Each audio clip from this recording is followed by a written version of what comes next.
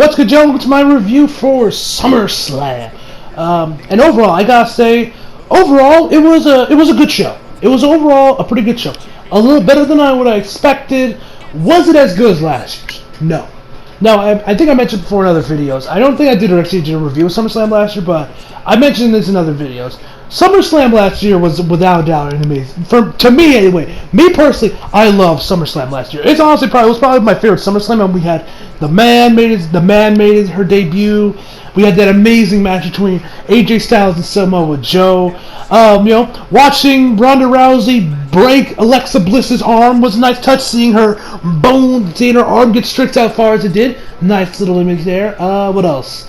There's probably some other matches I'm forgetting about, but overall, it was a really good SummerSlam last year. But this one, it was good. It was an overall good SummerSlam, but not as good as last year, if you ask me. So anyway, enough jibber jabber. Let's just jump right into the matches. Tell you guys my thought, and we'll shoot the shit. First off, we had the Raw Women's Title match, submission match between Becky and Natty. Fine match. It was okay. Becky won with a disarm her. I did like when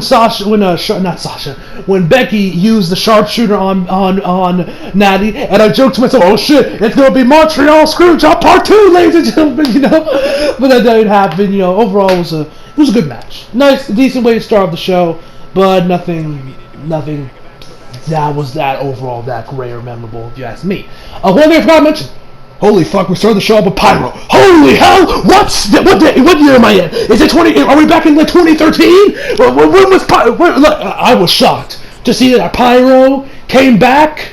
Holy shit! I was like, whoa, Pyro! What's that? What year is this? It's not 2019. That was a nice touch, and the AEW effect is without a doubt in effect over there in WWE. No matter how much Vince will say, "Oh, they're not competition," they are. Next up, we had Dolph Ziggler versus Goldberg. Holy shit, can Dolph sell? My God, that man took that spear, like he just got ran over. My God, it was a thing of beauty, ladies and gentlemen. Goldberg wins. It didn't last long. It was spear, jackhammer, 1, 2, 3. Dolph for some reason wanted to take a couple extra spears. Whatever the case may be, Dolph definitely without a doubt sold his ass off for Goldberg. And Goldberg redeemed himself after Super Showdown. Next, AJ Styles versus Ricochet. I gotta admit, this match was hype. This match was fucking hype. First off, I gotta say, my man Ricochet was dressed up as Nightwing.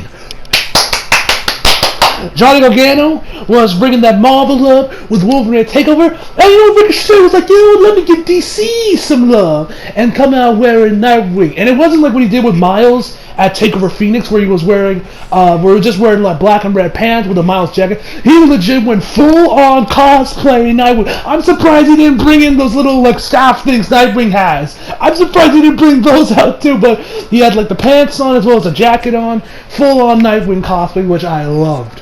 Hopefully next time, we get to see him rocking the red hood, because I think that would look awesome. And I prefer the red hood, if you ask me. Out of Nightwing and Red Hood, I prefer the red hood. And my God, can Ricochet fucking sell? I talked about how Dolph can sell. My God, can Ricochet fucking sell? Like, throughout the match, Ricochet's knee was a predominant target for AJ Styles. And when AJ would start targeting, my God, my man Ricochet would act like someone was hitting his knee with like a sledgehammer or something. He acted like he sold his ass off. He made it seem like he was in so much pain. It was a thing of beauty to watch. I liked the little high flying stuff. Like, there was this one spot where Ricochet jumped onto Carl Anderson and Luke Gallows, jumped from one to the other to get over to AJ Styles. There's another one where he kind of did where he jumped from the top rope on one leg. Like he, I think it was like, what was that? I don't know what he was going to think. He was going for a crossbody. I think it was a crossbody he went for, and he landed on AJ. But without a doubt, the best spot of the night was when Ricochet jumped from the top rope. AJ countered it and went into the Styles Clash. 1, 2, 3. AJ retains. That was probably my favorite spot of the night, man. That was some hype shit. Loved that match. I loved that match. And I was like, okay, alright. It was a lot better than I expected. This was definitely a lot better than their match at Extreme Rules, was it? I believe it was Extreme Rules when they had their first match. I honestly would prefer this to be ladder match, but hey, Ricochet and AJ Styles definitely put on a great match, if you ask me. Next up, we had Ember Moon versus Bayley. Whoo, man, was this match amazing. When I watch like this match, honestly, was women's wrestling. Like Io Shirai and Candice LeRae put on an amazing match over at TakeOver, and then here we have Bayley and Ember give them their answer here at SummerSlam, and this match was but it just pains me so much that Ember is so fucking good. She's so good, but yet then you got that senile old man be like, I don't like her. Because apparently he isn't a fan of Ember Moon. I wonder why. Because I surely know it ain't because because I surely does nothing to do with her abilities to wrestle. Because we know Ember Moon is an amazing wrestler. I'm not going to say it, but you all know what it is. Anyway, so back to the match. This was amazing. I mentioned it before, but I gotta mention it again. I fucking love Ember's hair. I loved her when she made her debut and she had red with yellow, making it look like a sunset in her hair. I love that, but now that she just went full on red, I love it, because you guys know, I mentioned it before in other videos, but I am a sucker for redheads, and she had her natural black hair mixed with it. Oh my god, it's amazing, because black and red is my favorite color combo. It's one of the main reasons why I love Persona 5 so much. I love the overall aesthetic of P5 with the black and red combo. I love that. It's my favorite color combo of all time, man. I love it. So Ember has the red and black. It just looks amazing. Anyway, the match was overall fantastic. There were so many great spots. Like there was this one where Ember would swept underneath, swept Bayley's feet, and she fell on the ground. Ember just looked at it like, there were so many other great spots. I'm trying to think if there were any other ones that I can't remember off the top of my head. Oh, one last thing before I go back to the spots. I gotta say, I love the intensity in this match. Both women brought intensity to the match. Bayley brought her intensity, and especially Ember. Ember, oh my god, I love her intensity, man. Why isn't she getting pushed more? Damn you, Vince! She's like, I love her intensity, I love her look, I love her finisher. Oh my god, I love the Eclipse, man. I think I might have mentioned it, but I fucking love the Eclipse. Oh man, the Ember is just so good. Why isn't she getting pushed? Man, this is what infuriates me most about WWE right now. It's because they don't push them. They keep pushing Alexa Bliss and other fucking blondes that can't wrestle, but when they have one that can, like Ember Moon, they don't. It's just infuriates me because I hate seeing talent wasted like this. Oh god. Okay, mini rant aside. Even though that triggered the fuck out of me, man. Anyway. So that's what I say. Another spot I loved was Bayley had Ember on the Tree of Woe. She then jumped from the top. She ran up to Ember, jumped from the first rope, and then landed an elbow drop onto Ember. It looked cool. She also did an inverted boxing cramp on Ember, which looked pretty interesting, but the ending was fantastic. So Ember goes on the top rope to go for the Eclipse. Bayley counters it, and she ends up hitting the Bayley to belly from the second rope and pins her 1, 2, 3. Great shit. Without a doubt, the second best match on the card. And please, for the love of God, I hope this means Ember gets pushed more. Very least get the title reign. Because she fucking deserves it. Next up, we have Kevin Owens versus Shane McMahon. I barely watch this match because I don't give two flying fucks. Kevin wins. Stunner. 1, 2, 3. Next! Alright, then we have Trish Stratus versus Charlotte Flair. Charlotte ended up winning this one with the figure 8. This match was great.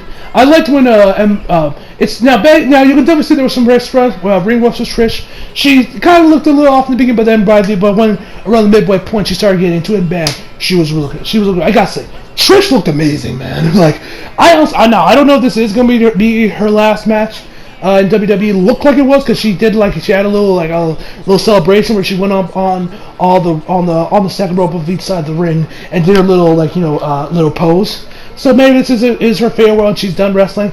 I hope we can see one more match with her, because I would like to see it. Because honestly, she could go a couple more matches, because she just looks fantastic and she just looks great, man. But if this is her final match, great way for her to go out. I love when actually, so Charlotte was predominant with the first, so at the beginning of the match, it started off pretty evenly, but then around the second round, a little later, Charlotte ended up just dominating Trish. Trish managed to get some offense, and then it was right, and then we were about balanced with the offense with them going at each other. I loved it when Trish actually locked Charlotte into the figure eight. That was pretty cool stuff, man. And when she was also hitting Charlotte with a chop, so then she started like licking her hand and then hit her with the final chop, man. It was some great stuff. So yeah, as I mentioned before, Charlotte ends up winning this. Winning this with the figure eight. That was slipping my mind. She wins the figure eight. Trish has her does her little thing before we leave, go on to the next match. So definitely that was probably my third favorite match on the card. That was Trish, like I mentioned before, I can't mention enough, but she looks fantastic, man. And I'm sure this is going to lead to Charlotte getting a title match at Clash of Champions, which I honestly, I preferred it when it was Night of Champions. I'm not a big fan of Clash of Champions. I kind of preferred it when it was Night of Champions. Just throwing that out there. Next up, we had Randy versus Kofi. This match was great. This match was really, really good. Great match. I like that Kofi brought some intensity to this match, which he needed to because of the history these two have from back in 2009, from everything that happened there with their rivalry then. And I gotta say, because in the beginning of the match, Kofi legit told Randy when he was on the ground, "Get your ass up." I was like, what? Holy shit! Kofi swearing! Okay, he's bringing the intensity, boys. So that was nice. The ending I like pretty much. So Randy goes outside, he has Kofi, and he's looking directly at his kids, at Kofi's kids, as he picks Kofi's up, and then the referee counts them both out, double count out, and then Kofi starts attacking. I like this, but then I remembered, wait a minute, they did the exact same thing last year with Samoa Joe and AJ Styles. Because you guys remember, at last year's SummerSlam, which I loved this ending, by the way. It's probably one of my favorite WWE Championship endings of all time. I love this, where Samoa Joe beat up AJ Styles. He was set up by the stairs, and he picked up a mic and said, "Oh, Randy, I know I made you a promise. Daddy was coming home.